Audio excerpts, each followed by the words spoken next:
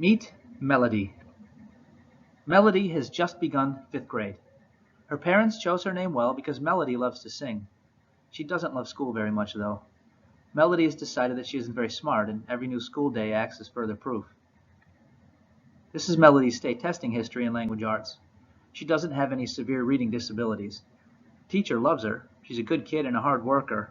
We know that fostering a love of learning will be crucial to her success.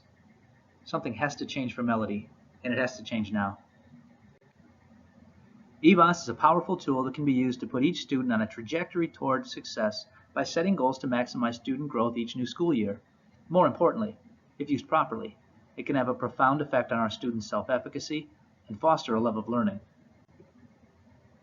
As teachers, we're held accountable to managing a curriculum for each of our students.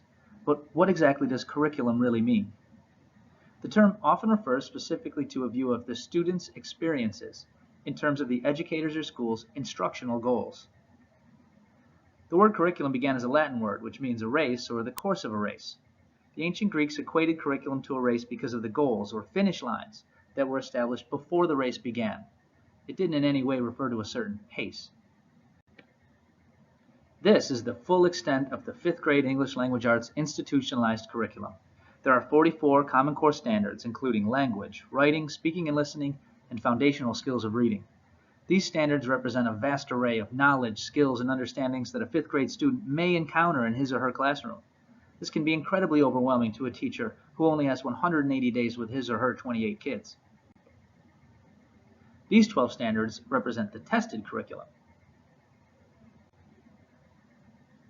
The state uses a percentage correct on each of its assessments to measure proficiency. But what does proficient really mean? By definition, it means very skilled at something you've learned. Students will need 31 out of 44 operational items correct to be considered proficient in 5th grade reading. This amounts to about 70% correct. The state also tells us about how many items or test questions we can expect to assess each standard.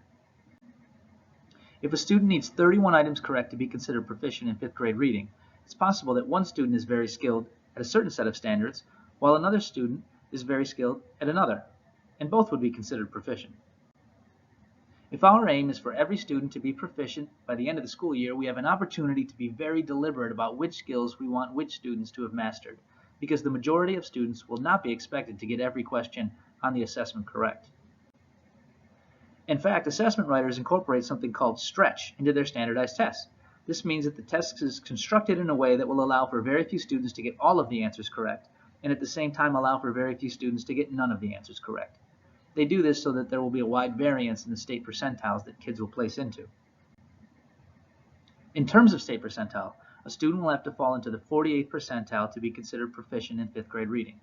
EVAAS projects that if Melody falls into the 4th percentile this year, she'll have had an average year of growth compared with her peers across the state. It's unreasonable to expect that Melody climbs to the 48th percentile in 180 school days, but we can certainly shoot for a lot higher than the 4th percentile. After all, there's nothing average about Melody. Percentile isn't the percentage correct a student received on the test. Imagine percentile as a long line of students. If a student scores in the 99th percentile, it just means that he or she scored higher on that test than 99% of the students across the state. If a student scored in the 1st percentile, it means that 99% of the kids across the state had higher scores than his or her score. To be considered proficient in 5th grade reading, students will essentially have to get more items correct than 48% of the kids across the state. There's a little more to it, but that's it in a nutshell. EVAAS projects which percentile each student will fall into based on their prior testing history if they were to receive an average year's worth of growth or a standard educational experience, as compared to the other students across the state that are taking that particular test. Each of our 5th grade students will be tested on the same standards at the end of the year, but EVAAS gives us a better idea of how much of that test they'll have to get correct in order to grow academically. The test is actually assessing each student's mastery of specific reading skills as outlined by the Common Core standards. We can estimate how many items each student will need to get correct in order to fall into their projected state percentile. A student projected in a higher percentile will have to have an understanding of a greater number of standards than a student with a lower projection.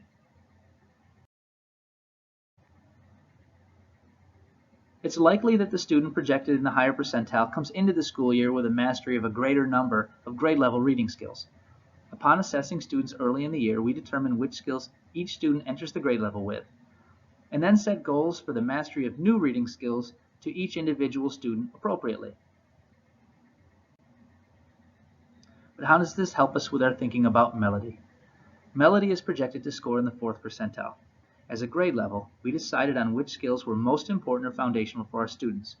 We ranked them and prioritized them from least to most critical to student progress and success in 5th grade reading, preparing for 6th grade, and for life beyond. We also added some skills outside of the content area curriculum that we decided were important to deliberately grow in our students. Then we pinpointed focus areas for each student, and after early assessments of Melody, we made adjustments. We narrowed our focus to the areas we believe will be critical in her success this year. We want to be realistic in the amount of growth we can expect in a year. We believe that having Melody master a handful of foundational reading skills rather than expose her to the entirety of either the institutionalized or tested curriculum will better prepare her for future success and instill confidence in her abilities. To ensure that Melody has been given 1 year's worth of academic growth in reading, as far as EVAAS is concerned, she'll need an estimated 18 items correct on the EOG.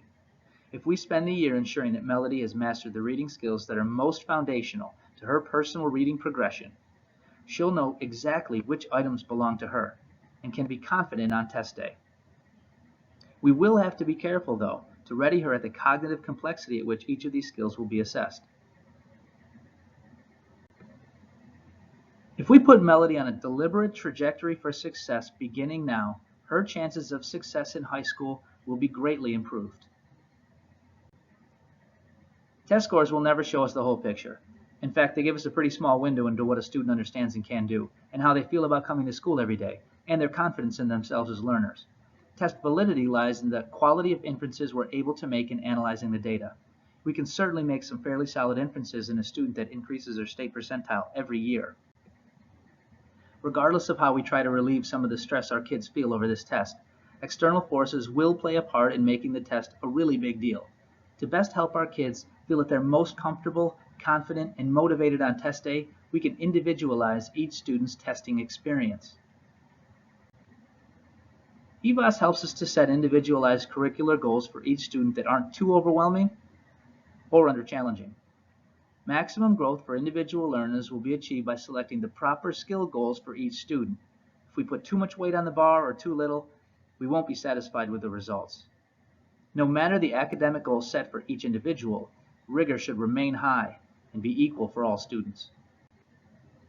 Stay tuned for other short videos about how EVAAS can be used to help us maximize the potential for growth of every one of our students. And feel free to share this video with anyone that you think would be interested.